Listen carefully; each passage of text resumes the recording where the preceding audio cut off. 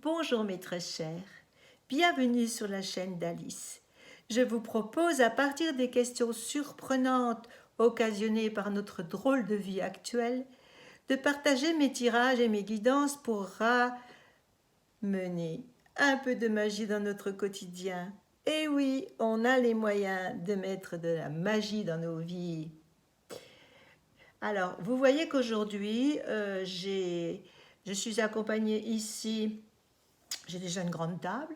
Je suis accompagnée ici de ma chère Vierge Noire de Rocamadour, la Vierge Noire qui symbolise la lune, qui symbolise le féminin sacré. Et donc, c'est le sujet du jour, évidemment, puisque le titre est La lune et nous, mystère et boule de gomme. Est-ce que les trois Artémis vont-elles dépasser les Apollos oubliés? Eh bien, ce sujet m'intéresse particulièrement parce que depuis l'enfance, j'entends Alice, tu es encore dans la lune, Alice, reviens les pieds sur terre. Et puis finalement, la grande évolution du monde moderne, la grande aventure, c'est d'aller dans la lune. Donc ça me laisse un petit peu d'humour personnel. Ensuite, une petite note d'humour encore. Les scientifiques choisissent des noms de la mythologie grecque pour nommer leur mission. Et après donc les essais Apollo, qui sont issus du dieu Apollon, donc le dieu de l'amour. Voilà ici que nous choisissons sa sœur jumelle Artémis, qui est quand même une déesse tout à fait particulière et qui apporte des énergies dont on va parler tout à l'heure. Alors, quand j'étais petite, j'avais entendu dire dans les actualités du cinéma que nous allions avoir des vols réguliers sur la Lune, accessibles à tous les Français. On voyait ces actualités. On prendrait son billet tout simplement pour le week-end, histoire de voir ce qu'on faisait là-haut. Il en était terminé de la Lune romantique et des clairs de lune. Ensuite, nous avons eu toutes ces missions, dont la plus importante a été celle de Apollo 11 en 69, à laquelle j'ai assisté comme tous les gens qui étaient sur la Terre à cette époque-là, dont John Kennedy disait que cette mission aurait un grand impact sur l'esprit des hommes de toute l'humanité. Et son frère Ted a donné aussi une phrase dans un film qui a été fait, qui s'appelle Marie-Jo, sur l'histoire de Ted Kennedy. A rapporté que son frère John a donné un cap à toute notre nation qu'on n'abandonnera jamais. Et il parlait du voyage spatial. Ensuite, il y a eu différentes missions, des abandonnés, de la 7, de la 8, de la 10, de la 13, de la 14, de la 15, de la 16. On a marché sur la Lune 14, 16 et 17. On a abandonné la 20. Et un jour, le Congrès et l'opinion publique d'ailleurs se sont mis à oublier la Lune. Eh ben zut, on a oublié la Lune. Et je me suis toujours demandé qu'est-ce que c'est que cette histoire. Nous avait promis qu'on allait habiter sur la Lune et qu'on allait y faire une colonie humaine. Et tout d'un coup, on n'en parle plus. On s'intéresse sur Mars. Entre-temps, certes, il y a eu d'énormes avancées scientifiques, des immenses avancées scientifiques qui ont été liées à toutes les missions qui ont été faites autour de la Lune, mais sur le fait d'y habiter, donc nous avions un vide sidéral. Pourquoi nous n'y sommes jamais retournés vraiment? Alors j'ai cherché au niveau de la littérature un petit peu des réponses. Effectivement, les missions sont toujours portées par des idéologies et des égos politiques surdimensionnés. À l'époque de John Kennedy, nous étions dans la confrontation avec la Russie. Et il semblerait qu'aujourd'hui, on se réveillerait parce que il il s'agit maintenant de concurrencer les Chinois qui ont déjà mis beaucoup de sondes et de robots sur la Lune. En fait, bon, 12 personnes ont marché sur la Lune en tout, l'Europe, la Chine et les États-Unis. Aujourd'hui, on se réveille, alors on se réintéresse à la Lune, alors qu'on nous dit aussi qu'on l'avait abandonnée pour des raisons économiques parce que ça coûtait des milliards. Je ne vous dirai pas les chiffres parce que vous pouvez les trouver, c'est astronomique.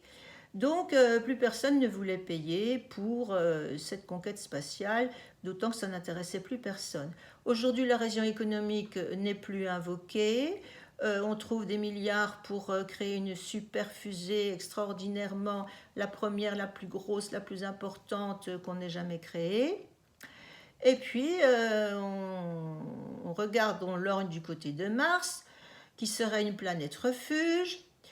On parle d'un revirement où on mettrait plutôt des robots que des hommes, mais qu'en même temps, il faudrait des hommes pour surveiller les robots. Enfin bref, ici, nous sommes dans une nouvelle aventure depuis quelque temps, depuis le mois d'août d'ailleurs, où on nous annonce que la première mission Artemis 1, va partir dans le ciel, qu'il y aura une deuxième mission Artemis 2 et qu'il y aura aussi une mission Artemis 3, laquelle devrait nous permettre d'amérir de nouveau sur la Lune et d'y amener, je vous demande en mille, une femme.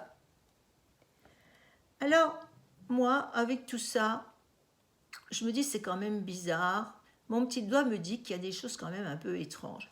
Évidemment, pendant cette abstinence de Lune, au niveau de la politique spatiale, il y a eu tout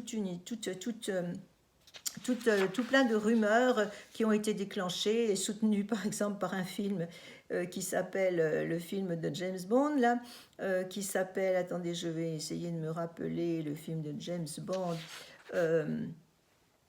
au niveau d'une histoire de rumeurs. Donc on nous a expliqué que le drapeau ne devait pas... voilà, il y a eu 8 preuves irréfutables, si ça vous intéresse, qu'on a marché sur la Lune, sur la chaîne Topito, T-O-P-I-T-O, où le drapeau normalement n'aurait pas dû être érigé horizontalement, parce qu'il n'y a pas de vent. Enfin, on nous explique que l'alunissage n'aurait pas eu lieu, que c'était tout un montage, que James Bond, Les Diamants Éternels, plantait la graine de rumeur en 71, un documentaire de William Carriel, que ce serait une supercherie, Buzz Saïm qui avouait qu'aucun homme n'était jamais allé sur la Lune. Bref, moi ce qui m'intéresse dans tout ça, c'est l'évolution civilisationnelle, et c'est finalement, mais qu'est-ce qu'on va y faire, c'est quoi l'idée, qu'est-ce qu'on veut faire. Et mon petit doigt me dit que si on ne va plus y habiter pour y faire une base durable et qu'on va juste y faire un petit saut de puce, c'est quand même bizarre. Parce qu'on atterrit toujours sur le même endroit. La face cachée de la Lune, elle n'a jamais été évoquée par les scientifiques malgré toutes les missions, les photos et tout ce qu'on a rapporté de l'espace. Alors le débat reste très animé à propos de l'eau sur Mars, et il faut 9 mois pour y aller, ça coûte encore plus cher, et la NASA confirme cette année que la présence sur la Lune de l'eau est confirmée. Donc il y a quand même des choses qui sont surprenantes. Est-ce qu'il y aurait évidemment on aurait peut-être croisé des petits hommes verts, parce que bon, l'existence extraterrestre est de moins en moins improbable. Pourquoi mettons une femme dans le projet Artemis 3? Est-ce qu'on veut faire des expériences sur l'ADN? En fait, le choix d'Artemis est très troublant, puisqu'Artemis symbole la nature sauvage, la chasse, donc ça évoque de toute façon la conquête et la guerre. Son attribut, c'est l'arc. Elle a un croissant de lune sur le front, donc sur son troisième œil.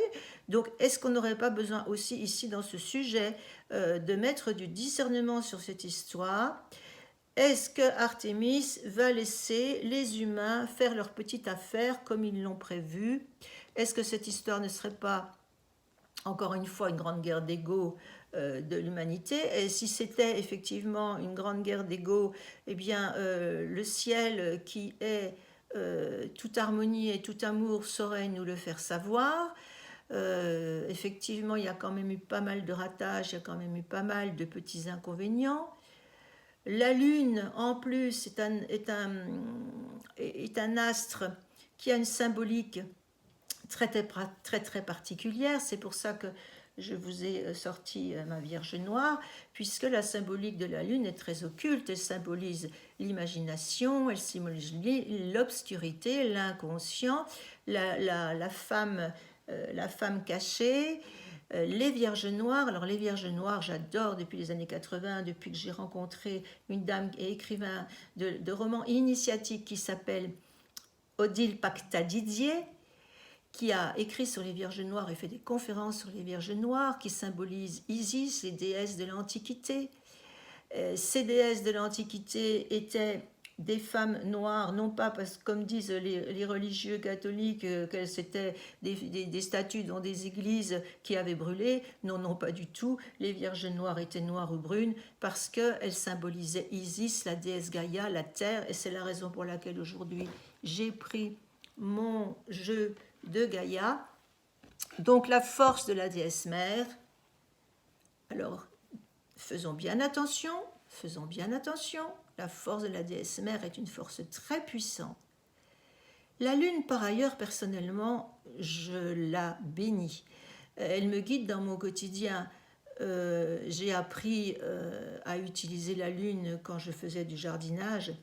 J'utilise toujours la lune pour ma vie dans le quotidien, pour couper mes cheveux, les fortifier, et aussi, surtout, je regarde comment est la lune chaque mois, puisque au niveau de la santé, il est beaucoup plus intéressant de se fortifier en lune croissante et de se drainer après la pleine lune jusqu'à l'absence de lune à la nouvelle lune en lune décroissante. Alors ne confondons pas lune montante et lune descendante, lune croissante et lune décroissante. Mon père me disait toujours, tu regardes le ciel et tu tires sur le trait vertical du croissant, tu tires une ligne et tu verras si c'est un P ou un D. Merci à mon papa qui est aujourd'hui dans les étoiles de m'avoir appris à regarder la lune, regarder les étoiles. Alors aujourd'hui, on pourrait se demander pourquoi on dépense tout cet argent. On peut se demander aussi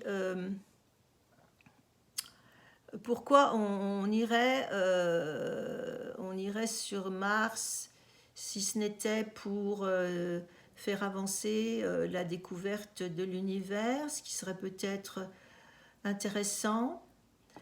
Mais si c'est une histoire des gothiques,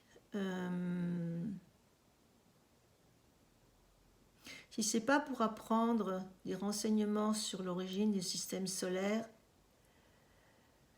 je me pose des questions, d'autant qu'aujourd'hui, les gouvernements et les nations n'ont plus les moyens financiers de réaliser des projets titanesques, puisque maintenant l'argent est aux mains des grands milliardaires, que nous avons nourris allègrement avec notre vie actuelle.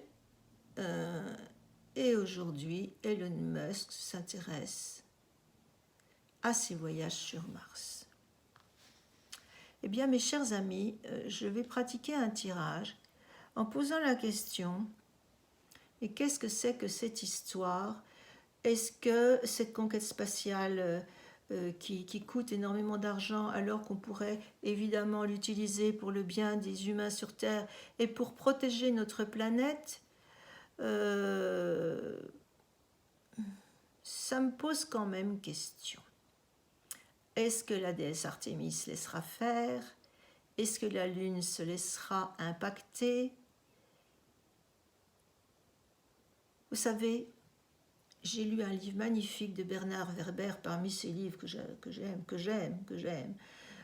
Il s'appelle Le papillon des étoiles. Et je rejoins un petit peu ce monsieur qui dit que ça ne sert à rien de déplacer le problème, parce que si on veut qu'une humanité se refasse ailleurs, par exemple sur Mars, eh bien, on va déplacer le problème. Monsieur s'appelle Pierre Lagrange, il a fait un très beau interview par rapport à ça. Il dit qu'on prolongerait ce qu'on a fait sur Terre et le monde occidental capitaliste n'est pas cohérent par rapport au maintien de l'intégrité du vivant sur la Terre. on va ailleurs et on va surtout déplacer le problème. Et dans le papillon des étoiles, on observe comment ces 141 humains qui sont invités à participer à un voyage interstellaire, on voit exactement comment l'humanité, avec ses zones d'ombre, et c'est aussi ces zones de lumière, mais comment cette humanité, avec ses zones d'ombre et ses luttes égotiques, a transformé ce pavillon des étoiles en un endroit complètement guerrier jusqu'à organiser sa destruction totale ou quasi totale. Donc, soyons prudents. Voilà, je vais donc faire un petit tirage sur l'évolution de nos prétentions dans l'espace, alors qu'au jour d'aujourd'hui, effectivement, on ne s'occupe pas beaucoup de ce qui se passe, essentiellement à résoudre les problèmes terrestres, puisqu'on ne les aborde jamais de façon systémique, en mettant plusieurs systèmes ensemble, mais toujours de façon séparée. Alors, comme à chaque tirage, je me mets sous la protection et sous l'indication et l'ambiance d'un ange de l'Atlantide, de ce jeu atlantique, les anges de l'Atlantide, n'est-ce pas? Et je vais leur demander qu'est-ce qu'ils pensent. Ma question, est-ce que l'humanité a vraiment intérêt à continuer dans ce genre d'aventure, dépenser tout l'argent qui pourrait être utilisé au bien-être et à échanger dans l'amour? Et surtout, est-ce que c'est cohérent de continuer à se faire des guéguerres d'ego alors que, vu l'état de notre planète et ce que les scientifiques ont prévu, c'est-à-dire ça des chances à court terme, on continue de se faire des guéguerres au lieu de se serrer les coudes et d'avancer sur le plan de la préservation de notre planète. Alors, qu'est-ce que nous disent les anges de l'Atlantide?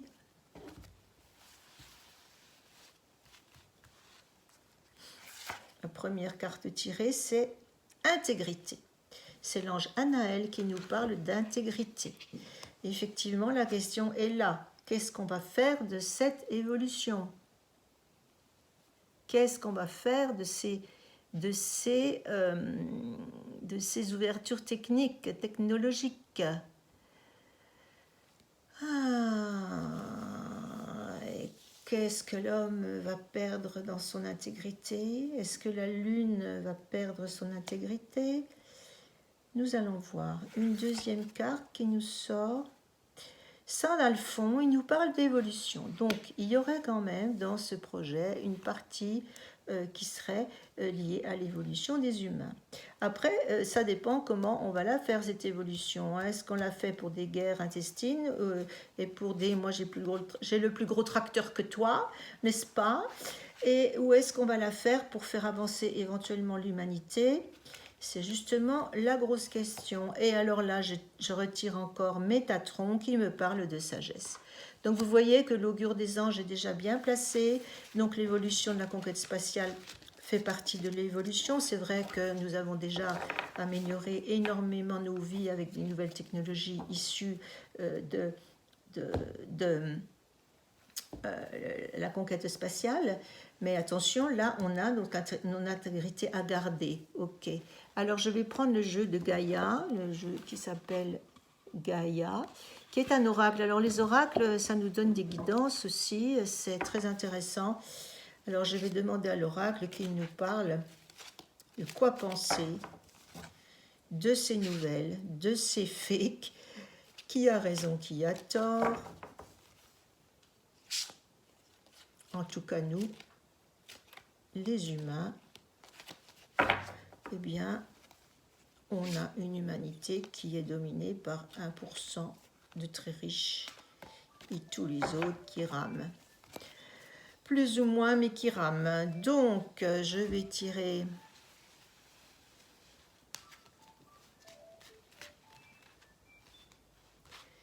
une carte de Gaïa. Alors, elle me parle de purification avec l'eau. La purification des émotions et le rajeunissement. Alors, effectivement, la Lune, c'est l'organe le plus lié aux émotions. puisque c'est une information de retour sur soi, c'est une information où on va aller dans le cachet de soi, et donc on va travailler sur une purification, et là on nous parle de nous purifier par l'eau. Donc, ça me donne une idée de vous parler de l'eau lunaire. Donc, pour vous purifier au niveau de l'eau, vous pouvez fabriquer de l'eau lunaire. Alors, c'est une petite magie pour le quotidien. Vous prenez de l'eau et le jour de la pleine lune et le jour de l'absence de lune, c'est-à-dire de la nouvelle lune, vous faites un petit rite de remerciement et un petit rite de demande de purification sur votre bouteille d'eau que vous boirez donc pour les jours prochains et qui vous apportera la purification de toutes vos cellules, de vos toxines et le rajeunissement. Donc on peut se faire aider de la lune, comme je vous disais tout à l'heure, par un tas de petites choses très intéressantes. Il y a aussi les pierres de lune, il y a aussi la lune qui nettoie nos cristaux de travail, il y a aussi toute une symbolique sur le plan de l'occulte avec la lune. Vous savez que dans les temps anciens, les vierges de l'ancienne religion faisaient leur danse au clair de lune. Vous savez aussi que la lune pleine est déconseillée pour dormir sans protection, parce qu'elle a une force incroyable. Donc tout ça, ce sont des énergies en jeu qui sont mises sur la table aujourd'hui. Alors au niveau de ce que nous apprend notre tarot initiatique, donc c'est le jeu de K-, hein, le jeu de tarot classique. Donc je vais tirer en carré. Qu'est-ce qu'on peut avoir comme information des guides par rapport à cette aventure spatiale?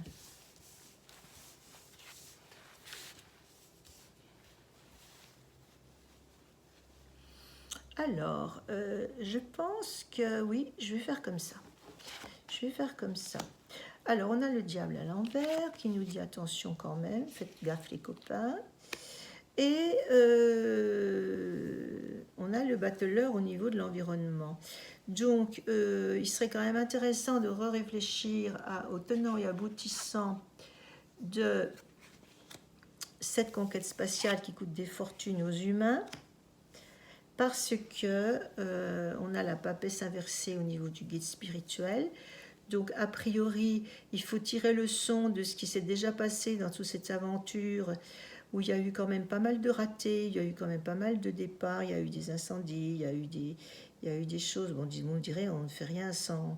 On ne fait pas d'omelette sans casser des œufs, mais on n'a pas tiré le son suffisamment. Alors justement ici, il est question de tirer le son de l'occulte, c'est-à-dire il est question de tirer la leçon de ce que c'est effectivement que la Lune, quelle est sa symbolique, et quelle est la symbolisme d'Artémis, qui est quand même la femme qui permet les accouchements. Et quand elle est à l'envers, comme elle est là, donc ça peut être des accouchements dans la douleur. Donc, le résumé du jeu, ce serait le pape. Donc, le pape, donc, c'est pour nous enseigner, c'est pour nous centrer et acquérir aussi de la sagesse. Et 15, 16, si c'est un 7, 5, 6, 7, 14, donc on sort le 14 en résumé. Et la lame 14. 11, 12, 13, 14. C'est la tempérance. Voilà. Donc, attention, attention. Mettons de l'eau dans notre vin. Si cette conquête spatiale est vraiment destinée à faire avancer la recherche pour le bien des humains, elle sera de bon augure. Mais si c'est encore une fois une guerre intestine entre des puissances pour dire moi c'est moi le plus fort, ça va pas le faire vraiment là, hein. Ok?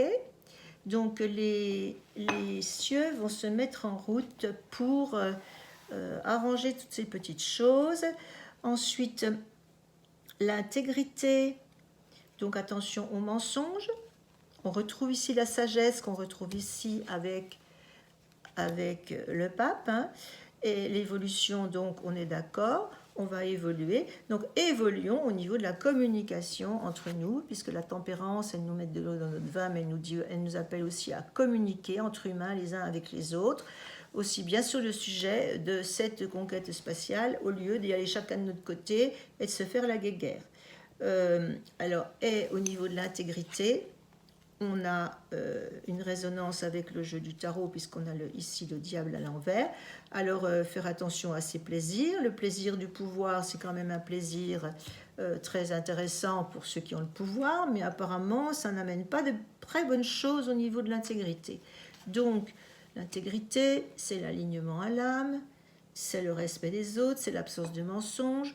Donc, voilà. Alors, effectivement, si on a vraiment marché sur la Lune, ou si on va vraiment continuer ces projets, il va falloir que ce soit enrobé d'une ambiance tout à fait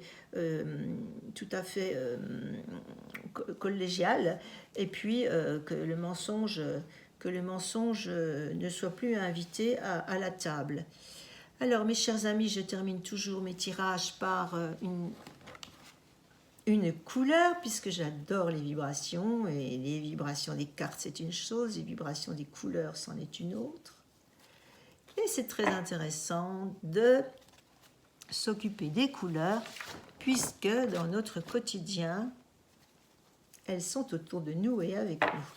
Comment faire par rapport à mon comportement à moi aujourd'hui? Donc, je vais choisir celle-ci. Alors, c'est très intéressant parce que je sors la couleur du chakra coronal. Donc, c'est le ciel, c'est les astres, c'est l'indigo, c'est la spiritualité, c'est l'inspiration. Donc, que les humains soient bien inspirés dans leur choix de conquête spatiale, et moi dans mon quotidien, que je sois de plus en plus alignée à qui je suis, et que je regarde cette couleur bleu indigo, qui est la couleur du ciel étoilé, de manière à faire descendre sur moi la spiritualité juste. Je dis la spiritualité juste parce que la spiritualité, ce mot-là peut être détonné à n'importe quelle sauce, mais on va dire l'inspiration. On va dire l'inspiration est la conscience à chaque moment que mes paroles, que mes gestes, que mes pensées ont besoin d'être alignés on va dire au divin qui est en moi, puisque nous sommes des êtres divins et nous sommes effectivement appelés à nous rallier à notre divinité intérieure. Et bien voilà, je vais donc regarder aujourd'hui du bleu indigo. Je vais aussi éventuellement regarder si j'ai pas encore des peurs qui restent dans les raccoins, qui seraient dans l'écurie, qui ne sont pas encore nettoyées de mon écurie, de mon passé. Peut-être encore quelques petites peurs qui traînent, et donc je vais m'aider de cette couleur pour faire avancer le schmilblick. Et bien voilà mes amis, merci pour m'avoir écouté pendant tout ce temps. Et encore une fois, vous voyez que la matière n'est pas dissociée de l'énergie subtile. Toute matière est vibration, et qu'on se le dise et qu'on se le rappelle, puisque tout ce qu'on peut faire, dire et organiser met en jeu des forces qui sont quelquefois contraires à ce qu'on voudrait faire. Donc, nous sommes tous à l'apprentissage de la magie, nous sommes tous des médiums à l'intérieur de nous, et donc je vous invite mes amis à regarder autour de vous les signes, les coïncidences, à observer le ciel, à observer les nuages et à vous relier le plus possible à tout ce qui est subtil, tout en étant évidemment bien ancré dans votre matérialité. Je vous souhaite la bonne fin de journée mes amis et à très bientôt pour de nouvelles aventures. Si vous avez passé un bon moment avec Alice, cliquez sur le pouce en l'air, abonnez-vous, c'est gratuit, à très vite.